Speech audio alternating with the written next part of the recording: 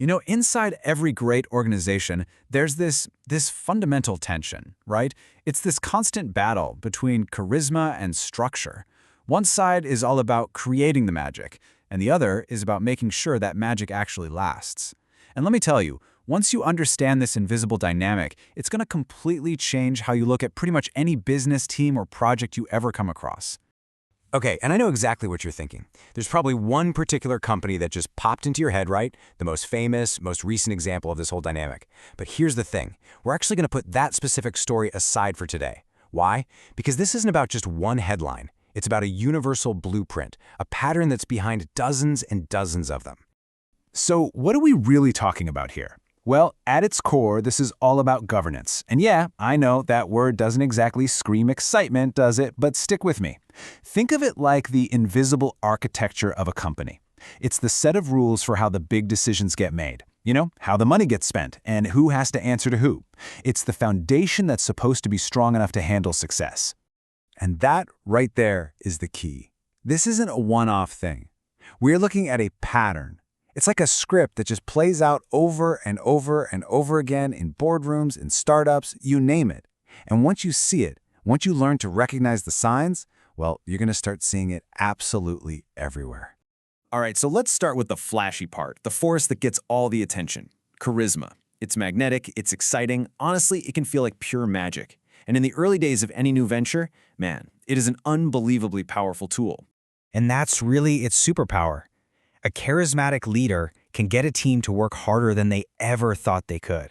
They can convince investors to write these massive checks and get customers to believe in a vision that, frankly, doesn't even exist yet. It's literally like rocket fuel that creates momentum out of nothing. But here's the catch, right? Rocket fuel is pretty useless if you don't have an engine or a guidance system.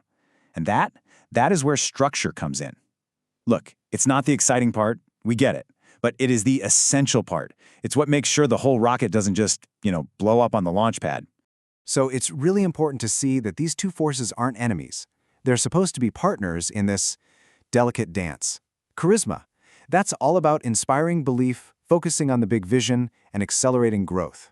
Structure, on the other hand, is what ensures discipline, focuses on systems, and actually sustains that growth. You could say one gets you off the ground, but the other is what keeps you flying.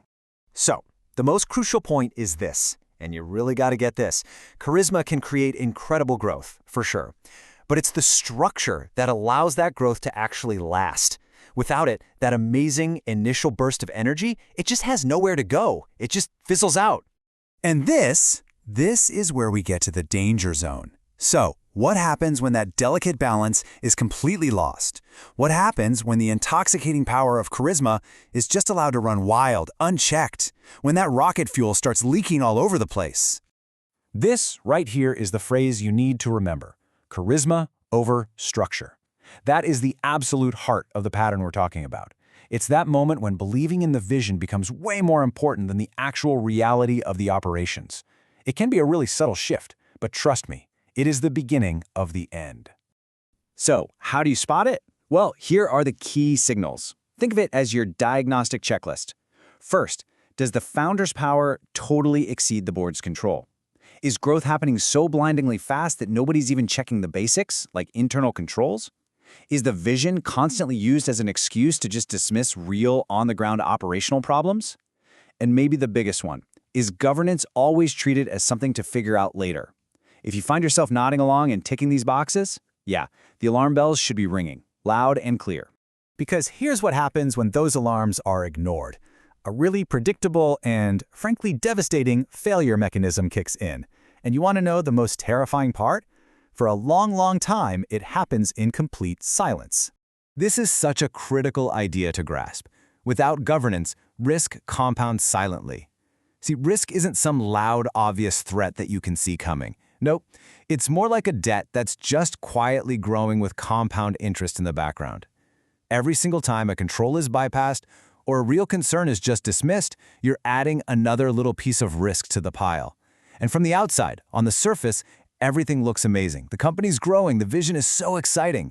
But underneath it all, the foundation is just cracking. So here's how that failure mechanism plays out, step by step. First, governance gets ignored. That opens the door for risk to just pile up, silently. Then, inevitably, something happens. Maybe it's a bad news article, maybe they miss a financial target, whatever it is, that's the moment confidence just breaks.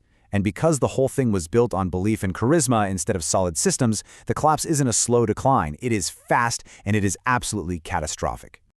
Okay, so now that we know all this, how do we actually apply it?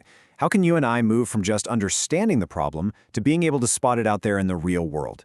Well, it turns out there's a really simple but incredibly powerful question you can ask, a diagnostic tool, if you will. So, how do you spot the difference between healthy, sustainable growth and that hidden risk that's bubbling under the surface? It really all comes down to asking one simple question. When you're looking at a company, or a leader, or even just a project, what's the one thing that can help you separate the solid from the shaky? And here it is. This is the reusable question that just cuts through all the noise. Is leadership reinforcing systems, or are they bypassing them? Think about that. Is the leader using their power to make the processes, the controls, the teams around them stronger? Or are they using their charisma and their authority to just go around all that stuff for the sake of speed or convenience? Because really, one approach builds a company, the other, well, the other just builds a cult of personality. And that, right there, is the ultimate takeaway. Reinforce, don't bypass. You know, the most successful leaders, the ones who truly endure, they aren't just the ones who can bend the world to their will through sheer charisma. No, they're the ones who build a structure that's so strong it doesn't even need them anymore. They reinforce, they don't bypass. And believe me, that single choice, it makes all the difference in the world.